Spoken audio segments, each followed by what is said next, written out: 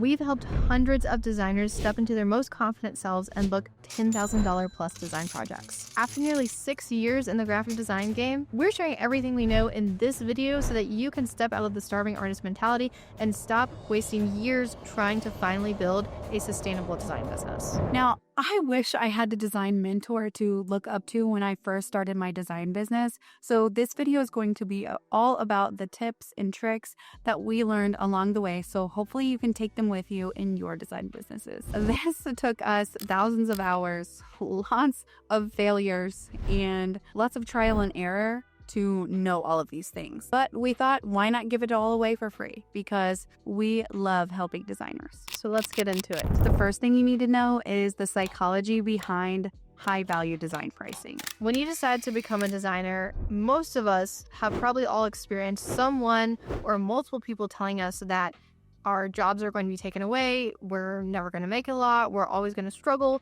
and therefore that leads us to severely undercharge and over deliver. And oftentimes we end up charging less even though we've gotten better at our design skills. And even though we're offering more value, we stick to these low prices because that's what we've been led to believe is the reality of being a designer, but it does not have to be this way. In fact, changing this entire framework starts with recognizing that your skills and the things you're delivering to clients are about the results and the value. It's not about the deliverables, and it's not about the hours you spend designing a project. I realized this really early on in my design career. When I was sitting in class beside another designer, we were working on a project. It took me nearly 30 minutes to design this particular project. And I looked over and the person beside me was still only halfway through the project, meaning if we were getting paid hourly for that work, they would have made more than me, but I worked faster. So charging hourly didn't make sense. And that's when I was introduced to the concept of value-based pricing. Now, oftentimes when I tell designers this, they say, well, I'm scared to charge more. I'm barely booking any clients now. If I raise my prices, I'm not going to book anyone. I'm going to scare them away. This is actually a myth. It's a false belief. And what actually happens is most designers increase their prices just a little bit, making them out of reach for low budget clients, but still feel too cheap and give off beginner vibes to those high ticket clients. And this is why they struggle to book more clients at higher rates. It's not because their work isn't good enough. It's not because they don't have skills, but it's because their pricing strategy is off. And high ticket clients can sense that, and they want to hire someone who has experience and is an expert. And the low budget clients don't have the budget for mid-tier services. So it's really important to consider where your clients are at when you start increasing your pricing and what price point actually makes sense. If you're hearing that's too expensive every other day, you're probably attracting the wrong types of clients.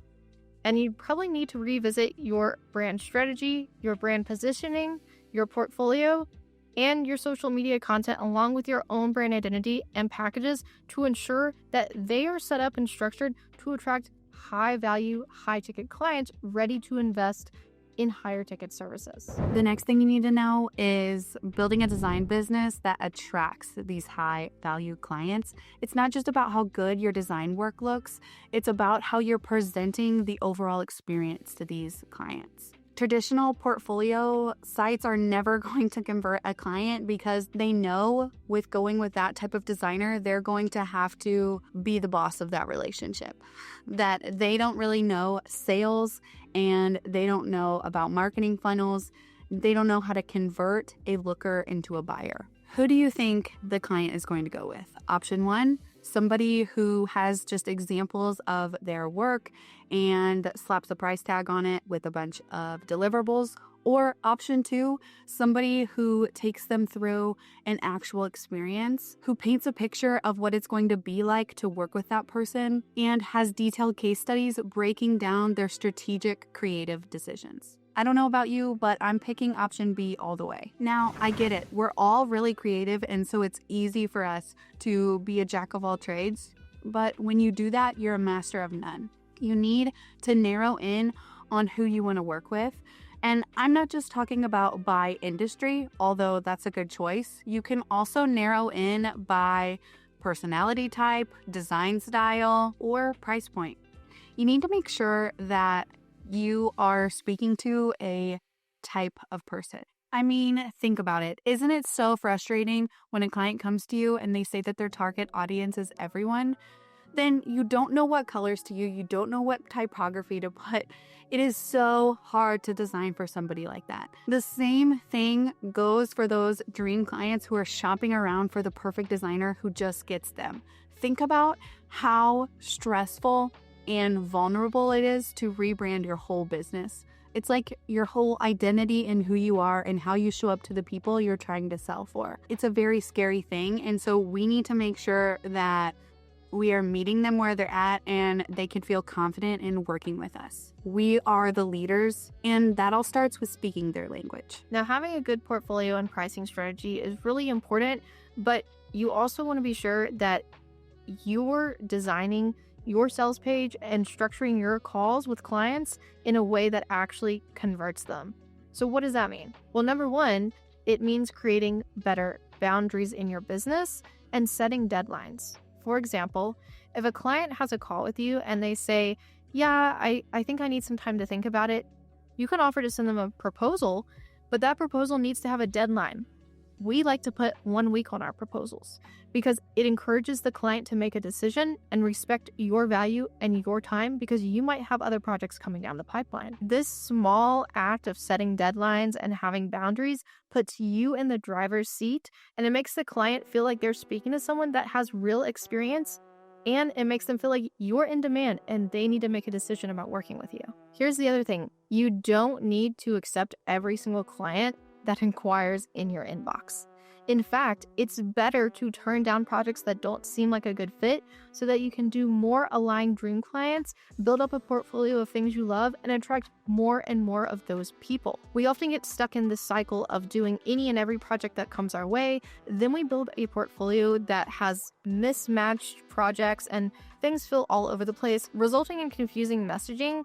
And it just doesn't help us attract more of the things we want to do. And we started our design businesses to build a life we love and work with clients that we want to work with in the first place. So why would we build our portfolio around clients that we don't enjoy working with? Guys, you got to remove the pick me sticker from your forehead. You're the one picking the clients. You can't enter the discovery call with that pick me energy because that's going to run clients off. Now, you might have heard discovery call and got a little scared. Most designers avoid doing sales calls. They avoid hopping on calls with potential clients. And if you're doing this, it is costing you potentially thousands of dollars. If you want to book high-ticket clients and they're going to invest a lot of money into your services, don't you think they're going to want to at least talk with you first? I know that when I'm looking to hire another service provider, I definitely want to have a call with them before I decide to book with them. And it gives you the opportunity to get to know them better, understand their goals, and decide if you are actually the right fit. Because the sales call isn't just for the client, it's also for you as the designer.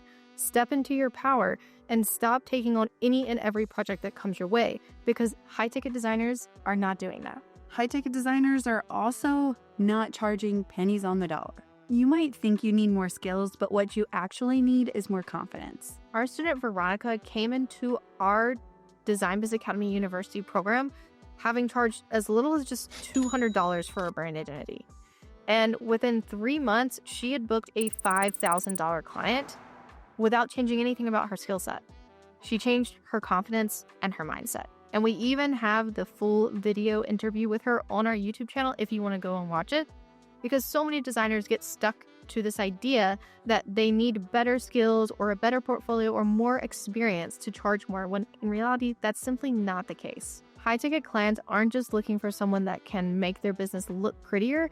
They're looking for a designer that can get them real results, a real return on investment. So you need to show your clients' transformations beyond the visuals. Did your client increase their revenue? Did they get more traffic to their website? Have they had more business since they rebranded? These are all things to keep track of and share in your content as well as on your case studies so that people understand why they should invest thousands of dollars into your services beyond just the deliverables. Now, let's dive into the back end of your design business, because this matters just as much, if not more, than the front end of your business. Because as designers, we know that pretty is really easy. We probably design brands in our heads as we're driving to the grocery store. We need to make sure that the back end of our business is very functional and keeps accountability on the designer's end as much as it does on the client end too. So I'm going to tell you right now, stop using PayPal, stop emailing clients back and forth, and stop giving out your personal phone number. High-ticket designers aren't doing this.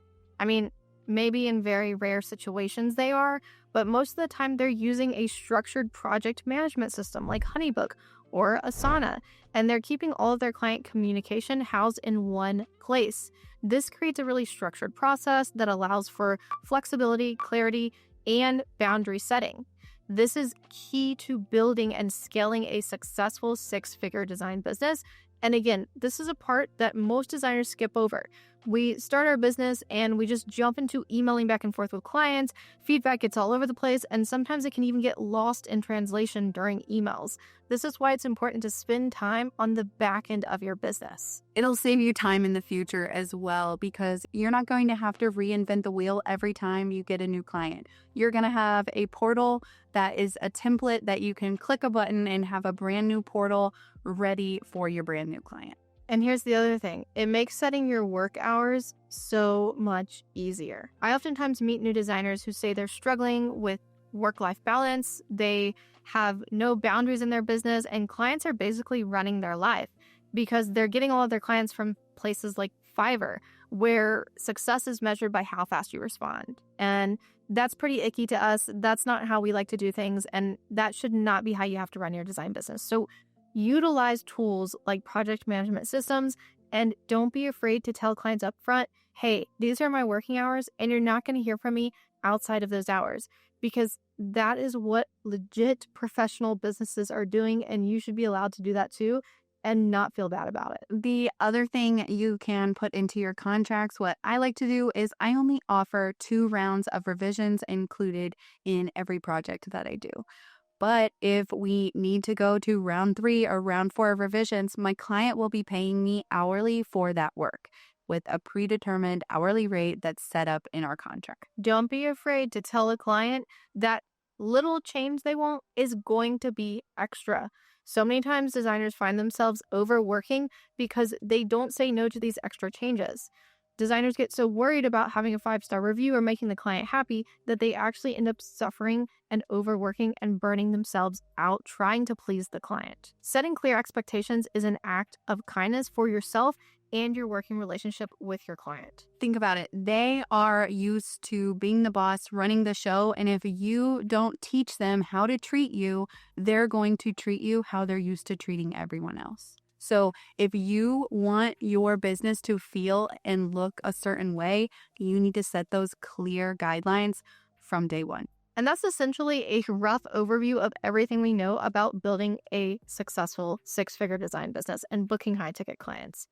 Now, I know this was a lot of information to take in, and to be honest, we could go a lot deeper on these topics, but these are the foundational things you need to get started and see real success as a design business owner. Hopefully you've been able to learn 1 or 2 things and take it from this video and apply it to your own design business, or it's inspired you to finally break free from the starving artist mentality. We've seen far too many designers struggling to make ends meet. It's not a fun place to be, and when you're drowning, you just need the life preserver. So here it is. We want to introduce you to our Social Butterfly Club. This is a marketing membership specifically made for designers where we give you our 5-phase attraction marketing system. This system will help you start attracting high-ticket clients to your business and give you the freedom to ditch platforms like Upwork or Fiverr and set real boundaries in your business so that you can focus on sustainability and freedom instead of constant hustle and burnout. Here's the other really cool thing inside Social Butterfly Club, our warm outreach workshop.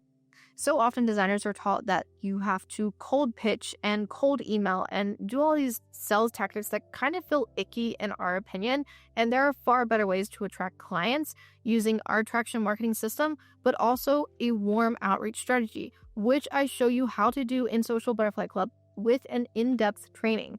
This walks you through exactly how to set up an email sequence that will start generating potential leads for your business on autopilot. This is something that I've been using this past year, and it's truly been a game changer. Plus, you'll get access to our monthly marketing playbook that has plug and play content ideas that are easy and ready to use, so you're not spending hours doom scrolling looking for inspiration. We also have bi-weekly design therapy where you can vent, show off your designs, and talk with other designers who just get it, with real-time hot seat coaching from us. If you've ever wanted to ask six-figure design business owners this burning questions you have about how to attract high-ticket clients or increase your pricing or any of the things that we discussed in this video, that's what you can do inside Social Butterfly Club during our bi-weekly design therapy sessions.